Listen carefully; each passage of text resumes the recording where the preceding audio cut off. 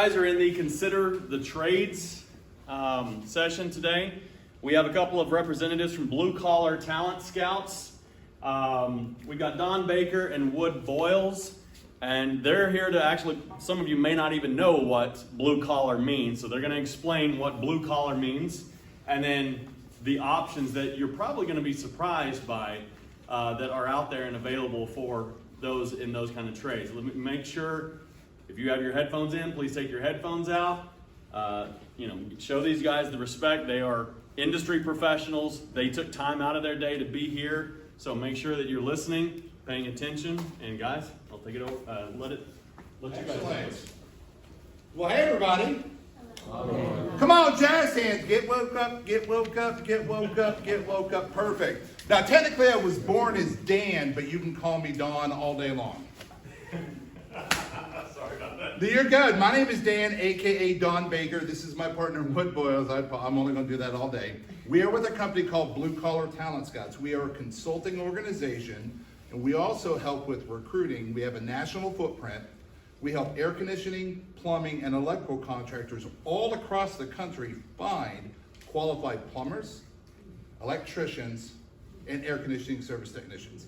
Part of what we're going to do is give you an apples-to-apples comparison about some of the choices that are out there so that you are properly armed when it's time for you guys to go out there and make life your own, right? Give yourselves a hand. We're going to be engaged. We're going to be engaged. All right, everybody, welcome Wood Boyles.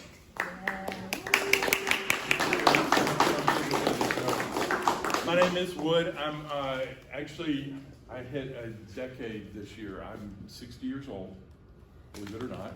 Oh, yeah. But I will tell you that I come at this from a little different perspective because I actually went to college. I did part of a grad school degree. I actually have a law school degree as well. And if I were in the position you are now, I wish I were in the position you are now in a lot of ways. Because at that point, if someone had talked to me about the opportunities outside of all that education, took me years to pay off my college debt, took me years to even start to see some results from being in the trades or in the jobs I was in. I spent 25 years in human resources, the last 18 of that with a national organization that did home service in the plumbing, AC, and electrical industry. So I could tell you a few stories, but some of them involve police officers, so we probably don't want to go there. Okay, but I do want to say as we get started, I'm sort of the numbers and the facts guy. Dan, as you can tell, is the entertainer. He actually does stand-up comedy, and I'll let him tell you a little bit more about his background. But as we do this, I don't want you to take this as hey, look, we're down on college. College is great for some types of careers, and you may have an idea of what you want to do. College is the way to go, okay?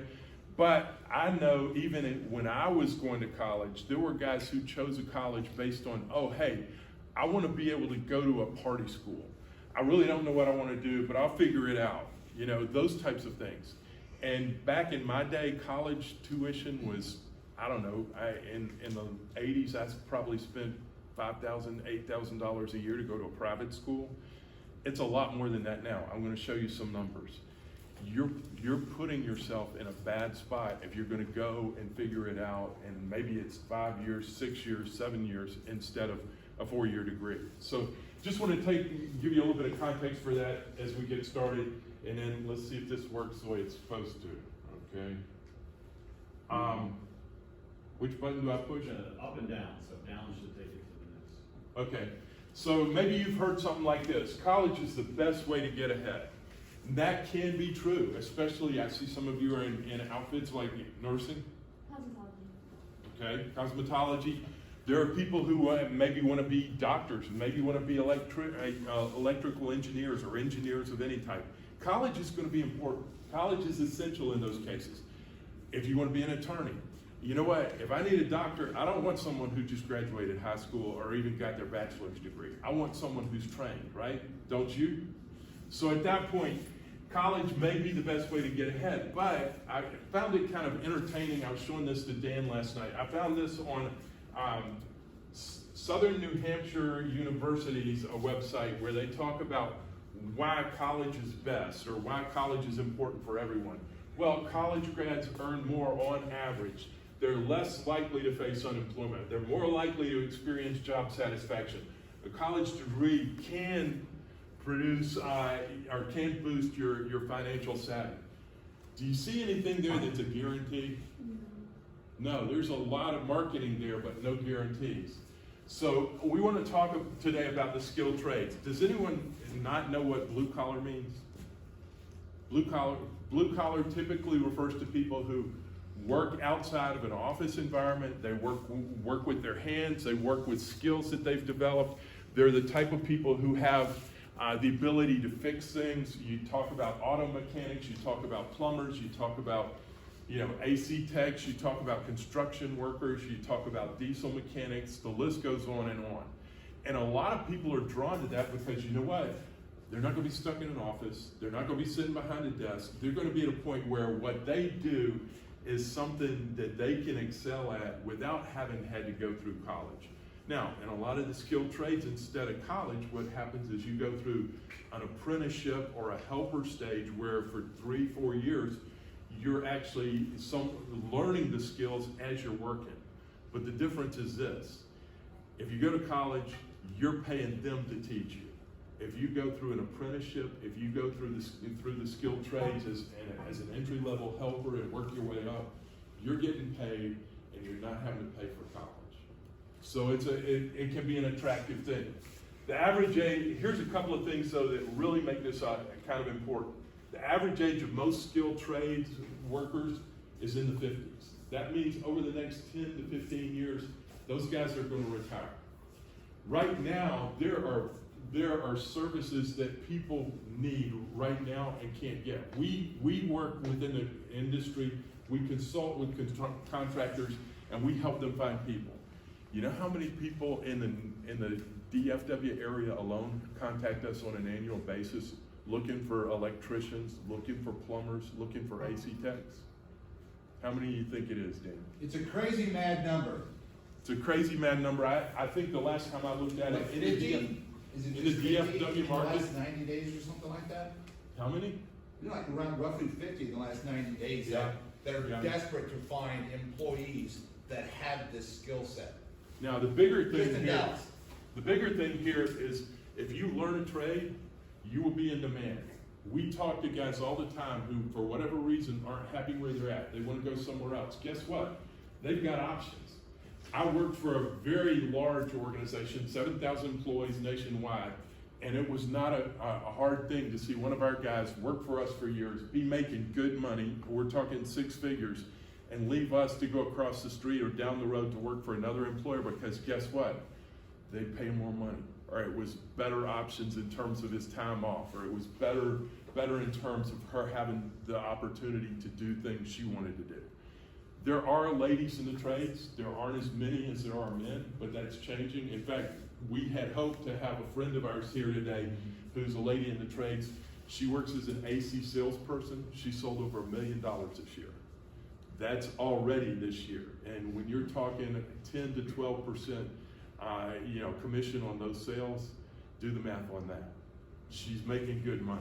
Okay, these are jobs that can't be outsourced.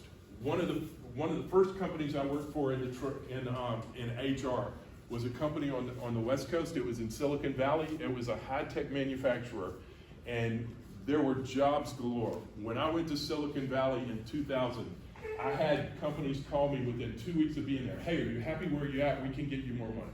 Hey, would you consider moving to another company? I'm like, dude, I just got here.